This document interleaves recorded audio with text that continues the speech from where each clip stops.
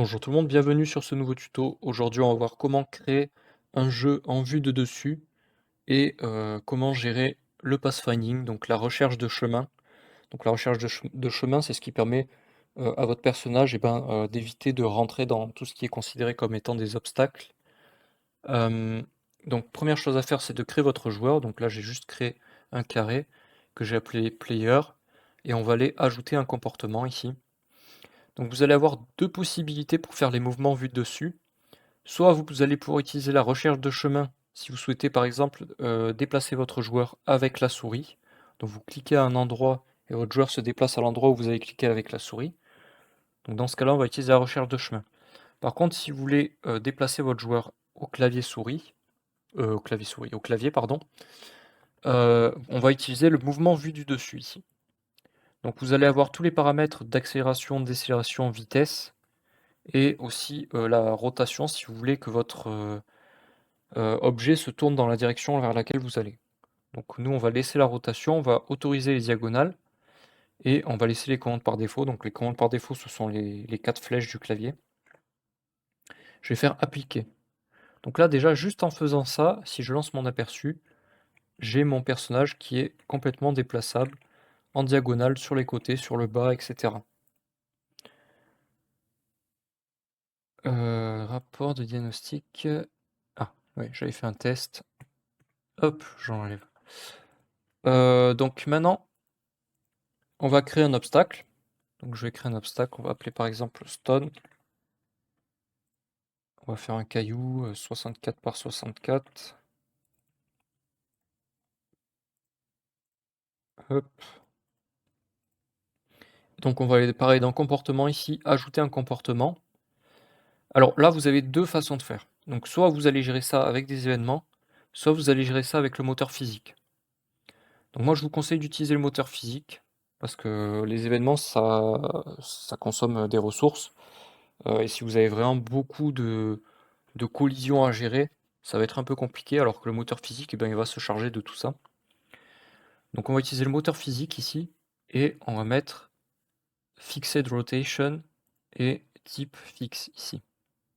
On va mettre la taille 32, non c'est 64 par 64.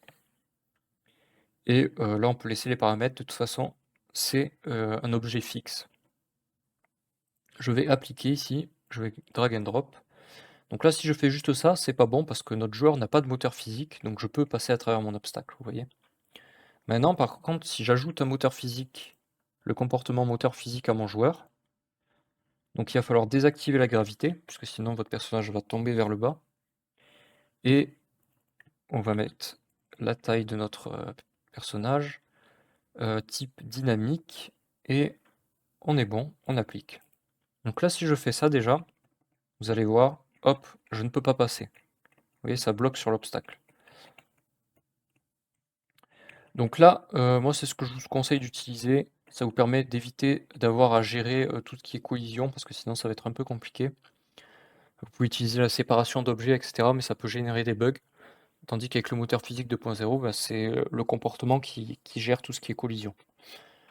Donc maintenant, on va ajouter un PNJ. Donc je vais, par exemple, on va mettre un slime, ça sera un ennemi. Hop, on va le faire tout vert. Comportement, on va aller ajouter un comportement. Et donc là, vu que c'est un ennemi, on va vouloir utiliser la recherche de chemin ici. Donc je vais faire recherche de chemin. Les largeurs des cellules et des cellules virtuelles, pardon, je vais mettre 32 par 32. Et après, on va garder les paramètres par défaut. Donc pareil, vous pouvez modifier la vitesse, etc. Ça fonctionne très bien. Donc là, j'ai mon slime et j'ai le comportement recherche de chemin. Maintenant, il va rien faire du tout si je lui dis pas quoi faire. Donc je vais aller dans événement ici, ajouter un événement. On va mettre une condition slime. La distance entre slime et player est inférieure à 500 pixels par exemple. Dans ce cas-là, slime se déplace vers notre joueur. Donc pour déplacer vers le joueur, on va faire player.x, parenthèse, player parenthèse. OK. Donc maintenant, il va falloir quand même dire que la pierre, c'est un objet, obstacle, de type obstacle. Donc on va aller ajouter un comportement ici, obstacle pour la recherche de chemin.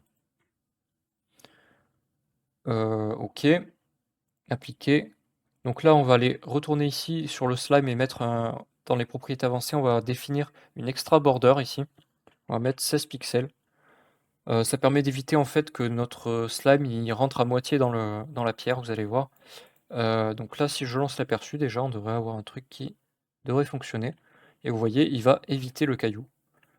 Donc bon, il rentre encore un peu dans le caillou, donc si je voulais peaufiner le truc, j'augmente un peu la border, je mets, 20 pixels par exemple. Ici l'extra border, on va mettre 20, appliquer. Donc là, vous voyez, on a notre, slime qui, va sur notre joueur. Donc là, on a géré le déplacement du joueur, la gestion des obstacles, la recherche de chemin pour, tout ce qui est personnage non joueur, donc y compris des ennemis. Sur ce, à plus tout le monde, bye.